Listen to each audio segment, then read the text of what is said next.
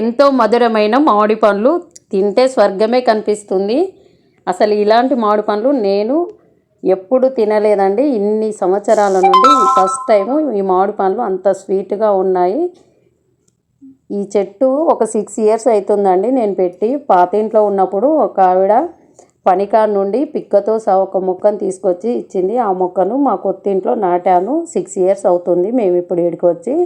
6 years తర్వాత అసలు కాయలు వస్తాయా రావా అని చూస్తే లాస్ట్ ఇయర్ అయితే కొంచెము ఒక కొమ్మకి పువ్వు వచ్చింది. వచ్చిన పువ్వు కాత వస్తుందేమో అని ఎదురు చూసాము, కానీ పువ్వు అంతా రాలిపోయింది. ఈసారి అయితే కాయలు వచ్చాయండి, పూత కూడా వచ్చింది బాగానే, పూత అంతా రాలిపోయింది. ఇలాంటి కాయలన్నీ రాలిపోయాయి. రాలిపోయిన కాయలను వేస్ట్ ఎందుకు చేయాలనేసి నేను ఆ కాయలతో ఆంపన్ చేశానండి. మన ఛానల్లో ఉంది, ఇంట్రెస్ట్ ఉంటే చూడండి. మిగతా కాయలు అయితే పెద్ద పెద్దగా అయిపోయాయి.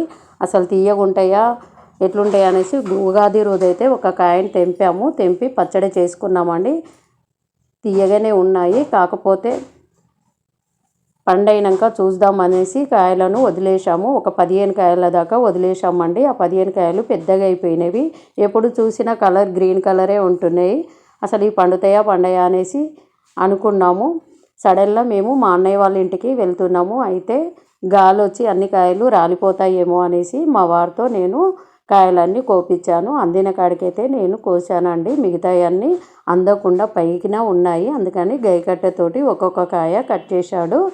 ఆ కాయను గైకట్టెతో కోస్తూ ఉంటే మా బాబు అయితే బయట నిలబడి కింది సైడు ఒక్కొక్క కాయను క్యాచ్ పట్టాడండి. ఇలా క్యాచ్ చేయడం వల్ల కాయలు అనేటివి ఒక్కటి కూడా కింద పడకుండా పడ్డ కాయను పడ్డట్టే మా బాబు మొత్తము క్యాచ్ చేశాడండి. అన్ని కాయలు తెంపిన తర్వాత మా పాప అయితే, మా చిన్న పాప ఒక బేషన్లో పట్టుకుంది. అసలు అందరము మామిడి చెట్టు కిందనే ఉన్నాము. ఎక్కడ లేని సంతోషం అండి మాకు చెట్టును చూస్తుంటే. ఫస్ట్ టైం మామిడి చెట్టుకు కాయలు వచ్చాయి కదా, అందరము చెట్టు కిందనే ఉన్నాము. అన్ని కాయలు కోసిన తర్వాత వీటిని కట్ చేసి చూస్తే లోపల పైన మాత్రం గ్రీన్గా ఉన్నాయి, లోపల మాత్రం పండిపోయాయండి. ఈ కాయలు చాలా స్వీట్గా ఉన్నాయి. ఈ కాయలను మా లియో కూడా చూస్తుంది. మేము డాగ్ని పెంచుకుంటున్నాము. పైన గ్రీన్ కలరే ఉన్నాయి, కోస్తే మాత్రం ఎల్లో కలర్ ఉన్నాయి. తింటే మాత్రం స్వర్గమే కనిపించింది.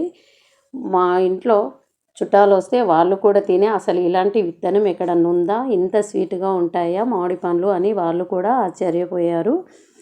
ఈ మామిడి చెట్టు ఉండడం వల్ల మాకు పండుగలకు కూడా దీని ఆకును మేము తోరణాలకు కట్టుకుంటున్నామండి. చాలా మంచి మామిడి చెట్టు.